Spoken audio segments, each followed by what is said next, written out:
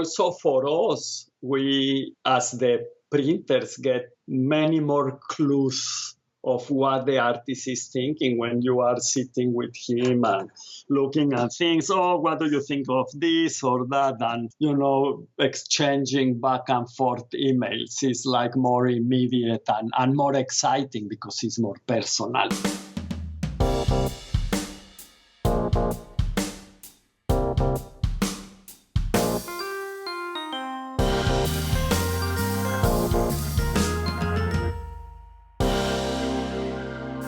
Hello, print friends, and welcome. I'm your host, Miranda Metcalf. Each week, I chat with artists who use print-based media to do something beyond the expected.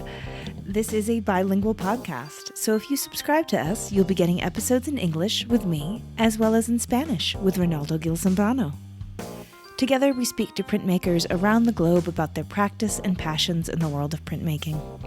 Hello, Print Friend is brought to you by Speedball Art Products, currently offering possibly the best thing to happen to relieve printmaking, their Woodzilla presses. Beautifully made in the Netherlands, these uniquely engineered presses perfectly combine superior craftsmanship and performance at a price that makes them accessible, whether you're a seasoned printmaking pro or new to the craft. Available across 5 sizes, each Woodzilla press is precisely manufactured from heavy-duty steel and designed to apply uniform pressure without undue work or stress for the artist, while still guaranteeing a beautifully printed result at the end of every reveal. Check out these beauties through the link in the show notes. My guest this week is Shaye Remba, the director of Mixografia. Mixografia is an incredible collaborative printmaking studio in LA with roots in Mexico City. It was founded by Shaye's mother and father over 50 years ago. We talk about growing up with this incredible childhood, collaborating with the late and very great Rufino Tamayo, and how his family developed and continues to develop a remarkable and highly technical 3-dimensional printing technique. So, without further ado, sit back, relax, and prepare to hear some pulp nonfiction with Shaye Remba. Hi, Shaye. How's it going? Fine. Busy as always. Yeah, I bet you are very busy. So I really appreciate you taking the time to speak with me and even speak to Ronaldo earlier today, because we're going to do this. You've already done this interview in Spanish, and then we're going to do it in English with me, and we'll do a double release, which is always really fun. So thank you for letting us steal 2 hours of your day today. It's a pleasure, really. Wonderful. Well, before I dive into my questions, could you just introduce yourself a little bit and tell people who you are and where you are and what you do? Well, I am Shaye Remba. I am the director of the Mixografia workshop here in Los Angeles, in California, of course. And, well, I am the director. Being the director encompasses many functions, but probably what we will be talking the most is about printmaking. So I direct the printmaking projects here at the workshop. So I contact the artist and we develop the projects together. And then, of course, with all my staff, everybody collaborates. So at the end of the day, what we are trying to achieve is to produce a printed edition based on a concept brought by an artist, which, the printmaking world is basically this. So that's what we do. But what is different from the more traditional printing processes is that our prints are done 3-dimensionally. By that I mean that they have relief, they have textures, they have a very rich surface that is not flat. Absolutely. And I really want to make sure we have time to talk about the technique and kind of how it came to be. But for a little more background first about you, this is usually the part in my interviews where I ask my guests, where did they grow up and, what was art like in their life? But I feel like for you, we need to go back even further because you're the second generation printmaker. Your father started out in commercial printing and made his way to fine art lithography, and that's part of the story. Do you mind kind of going back in time a little bit more and sort of starting the beginning of... Absolutely not. Oh, good. Our history goes back to Mexico, Mexico City, where both of my parents and myself were born. And yes, my father originally was a commercial print shop that was established by my grandfather. Oh, okay. Really? Okay, so you're third generation printmaker. Yeah, but what they used to do then, in the, let's call it the commercial realm, was totally different than art printmaking, is let's say, all the collaboration with the artist is what makes very rich, being a printmaker. You need to be developing new ideas. And this has been the constant, since the Mixografia workshop started back in downtown Mexico City. And yes, my father had this commercial print shop, and just things that happen in life. He met an artist that wanted to do prints. My parents actually met Pablo Higgins, was an an expatriate living in Mexico City. And they became friends, and my father had a commercial print shop. So Pablo had an important show at the museum, the Palace of Fine Arts, which is a very important building in Mexico City. And for the show, they wanted to print a catalog. So he asked my father if he would print it. And my father said, of course, because that's what they do, catalogs and stuff like that. Yeah. So Pablo liked the quality of the finished catalog. And since Pablo had been a founder of the Taller de Gráfica Popular, which since the 30s, 40s, 50s was a very important printmaking place, not just in Mexico, but many printers from the States came to do prints there, It was very influential for many years. But, during at the end of the 50s, it sort of, they kind of lost, I think the people that used to collaborate took like different directions. So it kind of fizzled out. But Pablo, being a founder of Taller de Gráfica Popular, wanted to still make prints. Yeah. So that's why he proposed to my father, Luis, to hey, why don't you try to adapt your machines to do lithographs, not stone lithographs, but lithographs on aluminum plates.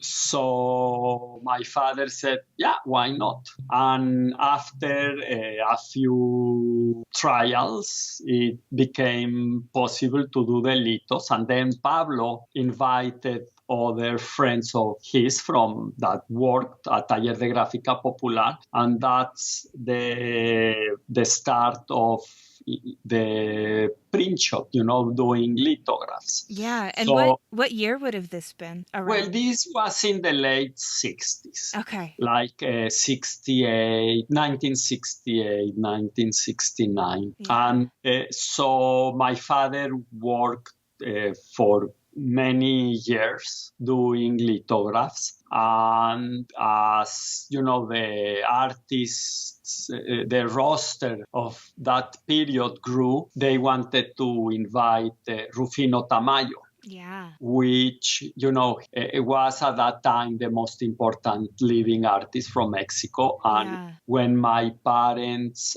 approached him to see if he would be interested on doing a project, he said, I'm done too many lithographs. I would like to do something that has some relief. So then my father had to think how to solve that. And after several months, he figured out a way to incorporate, textures in the prints. They were not as deep and thick as the prints we do now, but that was the way the technique started. And Tamayo was very happy because for him, if you look at his oil paintings, if you see a photograph, basically you see the colors. But if you see the real object, you will see that his paint is very textured. He used to mix like sands and powders of different grades to incorporate them in the paint. So the painting is not, it's a painting, but it has, let's say, some tooth to it. So I think that was the reason that he wanted to try that printmaking. Yeah. And in his case, he as let's say the friendship and the collaboration progressed, he experimented a lot with different materials that probably he wouldn't have used in his painting practice. So that's also part of what we always preach, to any artist with whom we collaborate. Let's try different things. Yeah. So from that, now we let's say we are open to try different things, and that's also comes in a natural way because the process is very flexible.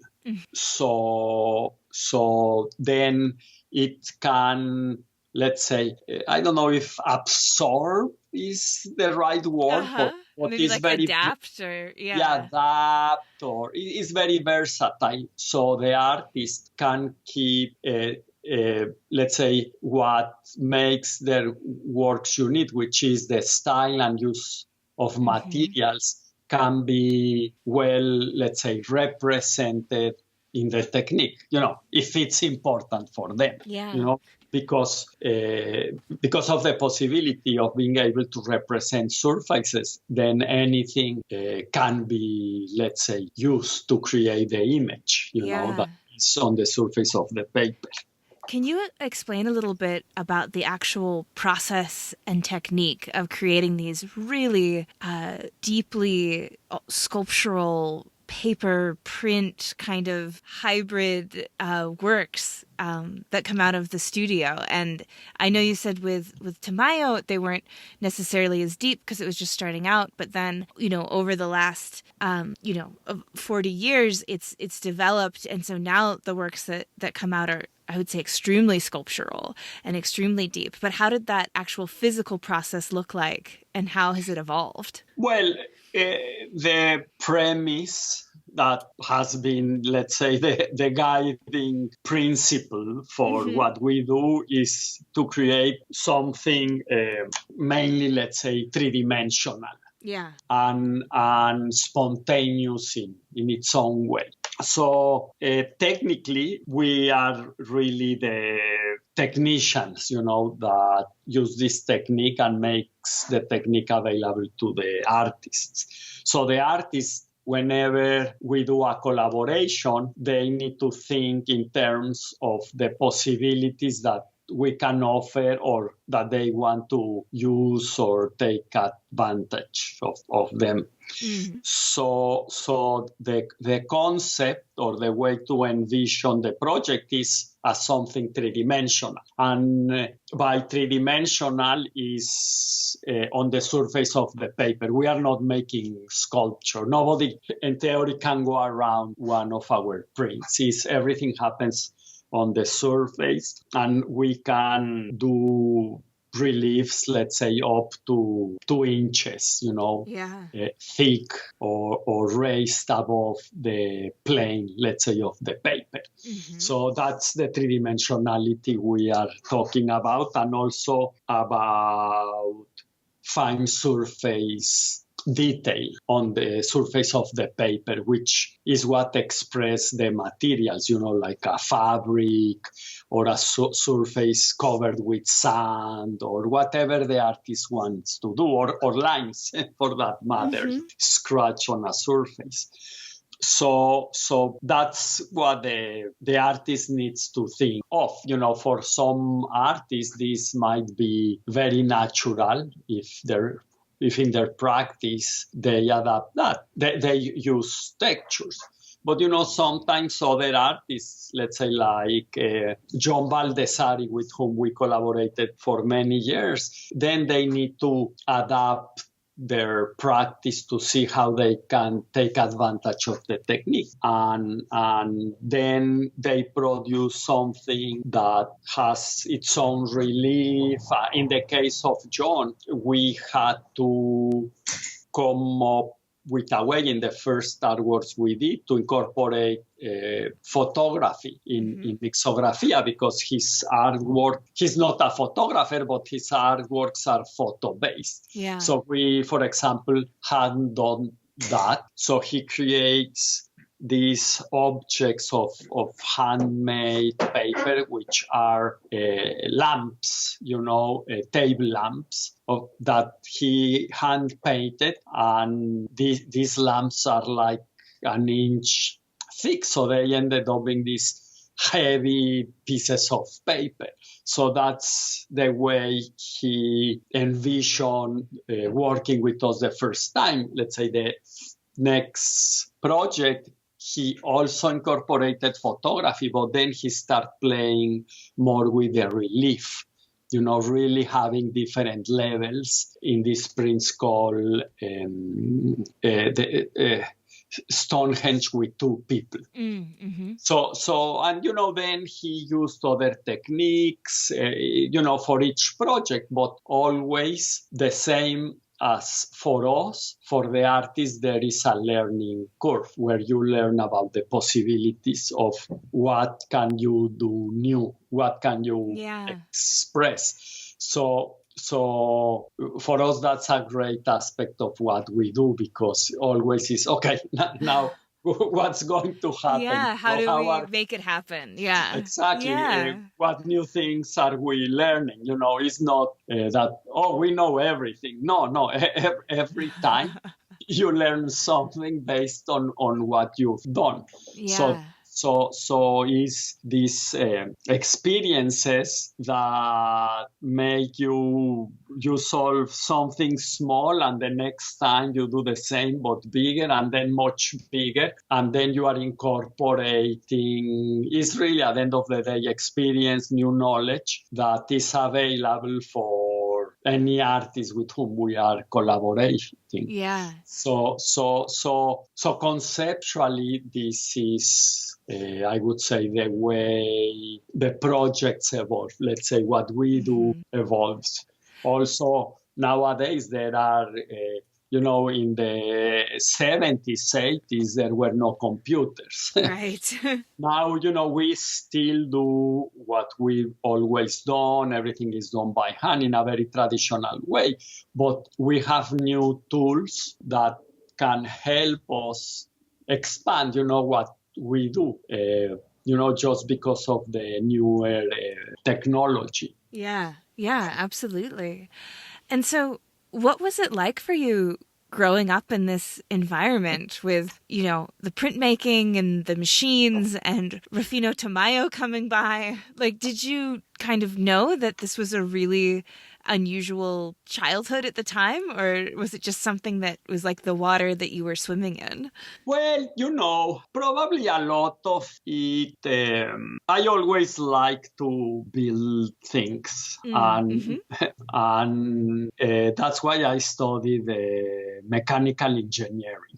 Okay. So for me, all these aspects of the machinery are not like foreign or complicated to understand how certain things work. So let's say for the purpose of Mixografia, this also was, I think, what enabled us to expand, on what the first prints, because okay, we need to modify something, we need to try something new. So there is this technical knowledge, and this technical knowledge that can be applied to the art world, the problems that we could say we are solving are, let's call them aesthetic problems,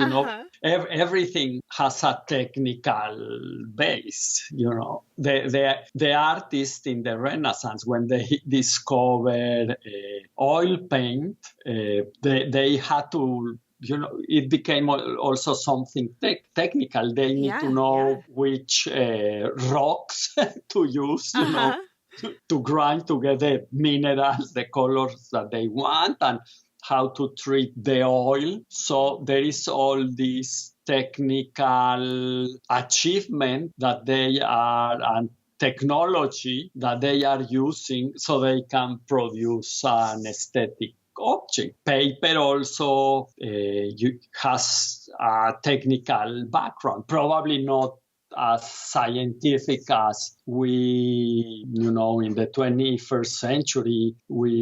Of course, science is super big, everything can be explained. They didn't have this knowledge, this base, but they did a lot of experimentation, and paper was produced. For today, we take it for granted, but I'm sure 1,500 years ago was a very, very high value commodity. The Renaissance, they didn't have large sheets, everything was super small. So having a technical background allows you to bring all these things and integrate them into the art practice. So because you actually did some of the building of the new technology. Is that correct? Or the new machines? As things evolved. So that's because we had to do those things in order to push our capabilities forward.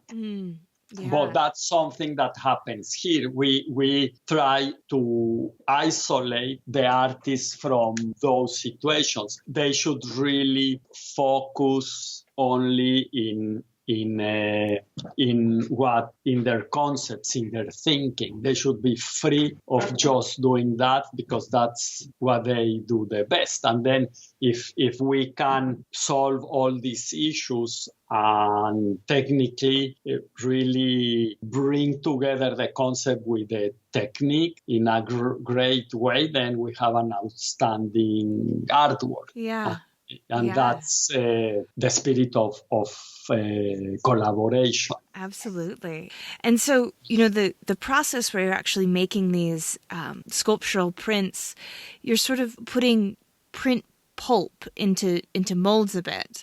Is that correct? And that's sort of it that's what gives it the three-dimensionality? Well, yeah. If I prefer to talk more about it, and I will, let's say, go deeper into this. Yes, please.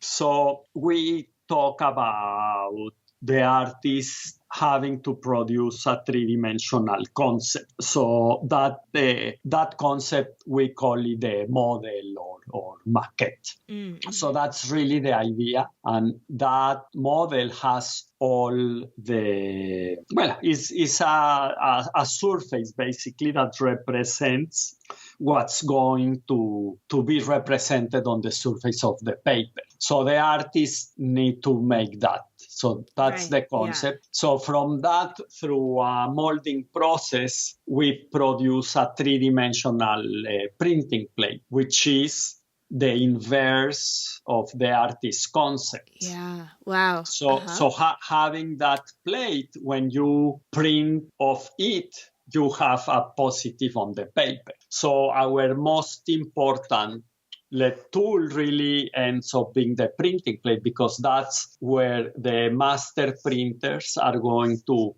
apply the color, and the printing plate, once we have an inked printing plate, which is kind of a mold, if you wish, we apply the recently made handmade paper, which is very soft.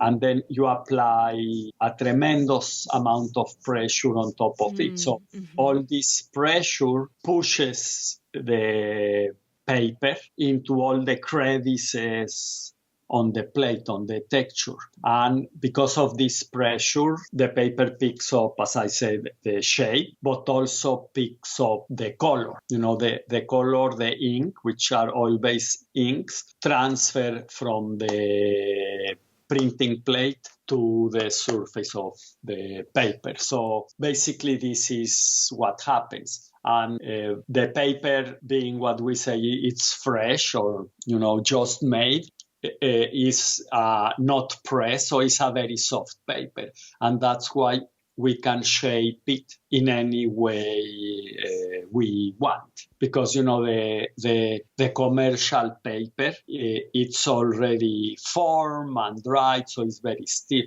So even if you moisten it or wet it, it's not as flexible as what we need. And because of that reason, we had to start making our own handmade paper.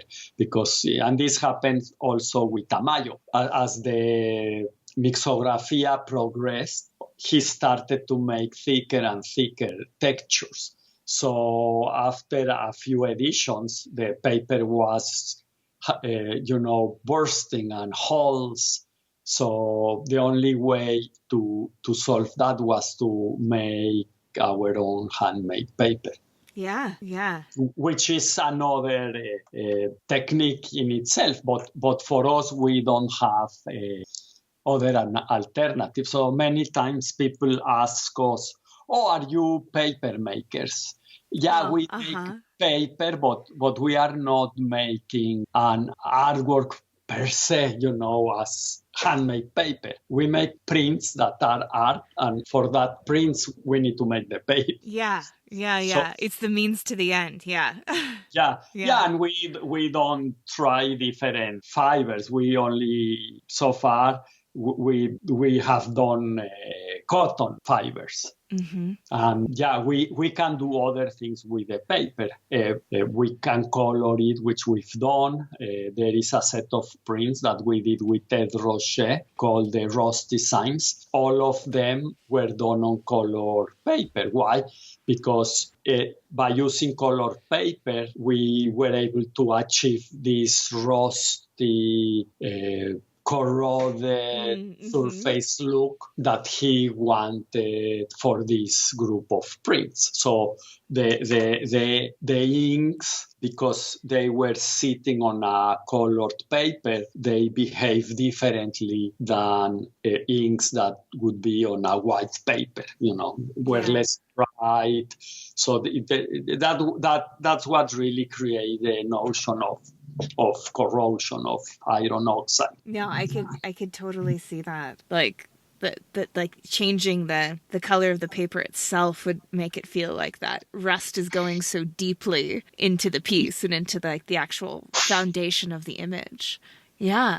Yes. So you see, this is a typical example of technology, working in favor of an artist idea. Yeah, absolutely. And so the Mixografia, but under other names, sort of started in Mexico City, and then you moved to Los Angeles at one point, which of course is where you mentioned at the top where you are now. What was that transition like, and what was the reason for the move?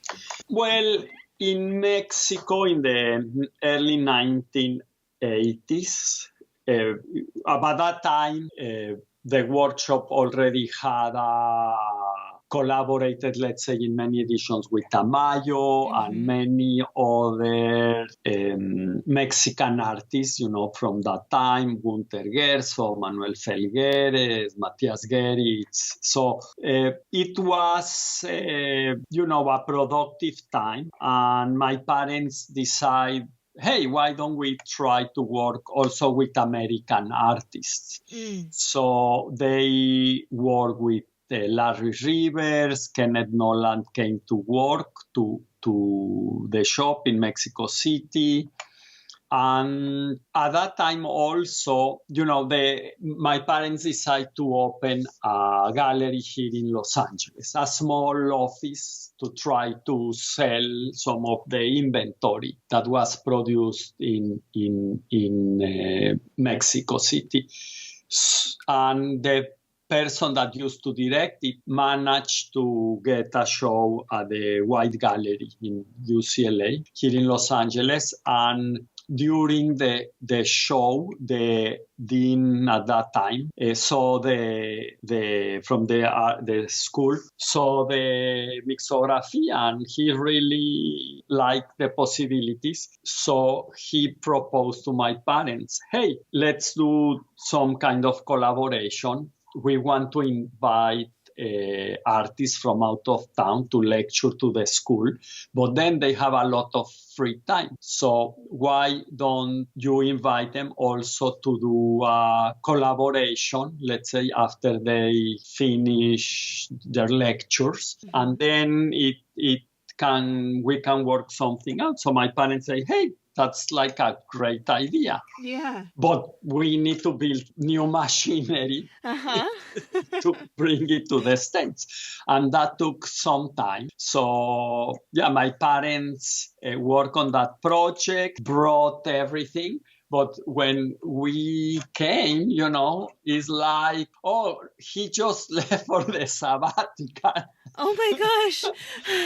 But we were already here. And at one point, we had for many years one workshop here and one workshop in Mexico City. And in the mid-90s, we finally it became too complicated, and we closed the workshop in Mexico City. Right. Yeah. Yeah. So more or less that's why we came here. Yeah. And then since you've moved to Los Angeles, do you work a lot more with American artists, or do you work with American and Mexican and Latin American artists? Well, we have done projects also with artists from like Korea. We did some projects. But mainly it has been American and European artists with whom we collaborate. And being here enable us to develop many more things, because in the States, compared to what was in Mexico then, everything was restricted to import certain stuff. For example, right, yeah. The pulp used for paper making, the cotton pulp, in Mexico was considered like a strategic asset because it can be used to make explosives. Oh, okay. So you want to buy pulp, you need to get a permit from the army. And so there were a lot of things that used to make things much more restrictive. Here, send me a ton of pulp. No problem. It will be there in 2 weeks. Right. Yeah, that must have felt like quite liberating. It's just easy at that point. Yes. Yeah. And also for certain things, let's say for developing machinery, the availability of things was much easier and easy to get here than there. Yeah. So these things were good in order to improve and develop new techniques or equipment. Right. Yeah. And also for the artist, let's say if you are in New York, easier to come to LA. Also in the 80s in Mexico, there was a lot of political commotion and a lot of things were happening and a lot of people were like, I don't know if I want to be. Yeah. So in that regard, it was, hey, LA is super easy, Totally. Sunny California.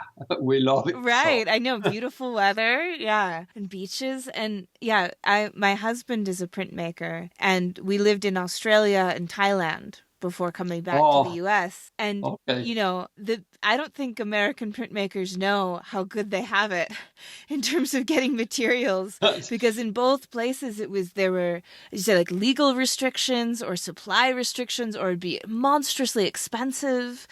Or even just something like when we were in Thailand, as far as we could sort out, there were just no lithostones in Thailand. There were amazingly talented lithographers, but they were all working on plates. So, these things that we just almost take for granted are in abundance in the States. Like, it's like you could count your lucky stars, American-based printmakers. Like, it gets more complicated. Yeah, outside of there. Yeah, of course, because that also has to do with the market. Mm-hmm. Here you have the schools and galleries and artists, so there is a lot of interest in these materials. Mexico has a very important tradition, but unfortunately, the import quotas those were really the problem for many materials. Especially at that time when we left, the Mexican policy was you need to use what exists in Mexico. So if you want to import something, the tariffs or taxes make very expensive the new materials or framing or stuff like that. Absolutely. So I understand what's happened in Thailand, especially because I don't think the lithostones, that's a European tradition in a way. Yeah. So could you maybe point to like a particularly challenging project or one that you maybe has a good story behind it that like you didn't think you were going to be able to get done and then you were able to, in the history of all the artists that you've worked with and really pushing the medium and kind of to its limits? Like what stands out for you as a difficult or challenging or rewarding collaboration? Well, I will pick the same project that I picked for Reynaldo. Oh, good. That means we are telling the truth. So, so I am going to talk about this project that took us like 2 years to solve. Okay. We have most of our projects take a long time. They are not like easy projects in a way. We are not prolific at all because everything is done by hand and we take these big challenges. Like, for example, we just finished this project with Alex Israel called Desperado. So we incorporated an inkjet print with a Mixografia relief in order to achieve the look he wanted. So looks very simple, but to integrate them so they look not collage, but as a single piece, you see that's challenging, even though it's very simple. But, this took us it took us time to finish the project, okay, because it was very time consuming. But technically, to solve this project with the Chong Kwan Yon, the aggregations, both series, because of if you look at the print, at the artwork, and you see how complicated is the texture and how it's like this prismatic elements that have planes in every direction, and all of them are printed well with some Chinese or Korean characters on the surface. So in order to develop that so the paper doesn't break and we get the color values that the artist wanted, it took us a very, very long time to really master, let's say, the technique for doing that. This really has been the only project where we were almost about to throw the towel. But everybody asks us about what's our secret, you know? So our secret is patience and lots of work. Okay. Yeah, I love that. I love that answer because a lot of times I think people are looking for the secret. You know, like, how do I not have to work so hard? How do I get through this? And the question is, you just have to work so hard to get through it. Like, that's the answer. It's many secrets, but it's work. Exactly. Yeah. So we've talked a lot about the history of the studio. Can you talk to us a bit now about what's it like right now? You know, who works there? Is it still, is the next generation taking it on? Do you have interns? How many projects do you do a year? Just what's the current state? Well, we are always working. Of course, now with COVID, has put a little bit of slowed us a little bit because, the interaction, traveling, all these things is a little bit is restrictive. But, we despite all this, we are we are always looking to produce new projects. So we have some commitments, for next month where we are going to, start new things. We have many things on the works, but I don't like to say, we have this or that until we really have a print to show. Right. For me, it doesn't exist until it says good to print or bon à tirer, because then we can really show, we are working on this. Mm-hmm. But I can tell you, we are working with doing a series of monoprints with Francesca Gaviani, a local LA artist. We are working on a project with Gajin Fujita, also an LA-based artist that does street art. Mm-hmm. And also we just finished Alex's project. We finish also at the end of the year a project with Alison Sarr. Mm-hmm. She will be coming back soon. We already talked about a few ideas, and we have other things developing, but we don't have something to say, it's going to look like this. Yeah.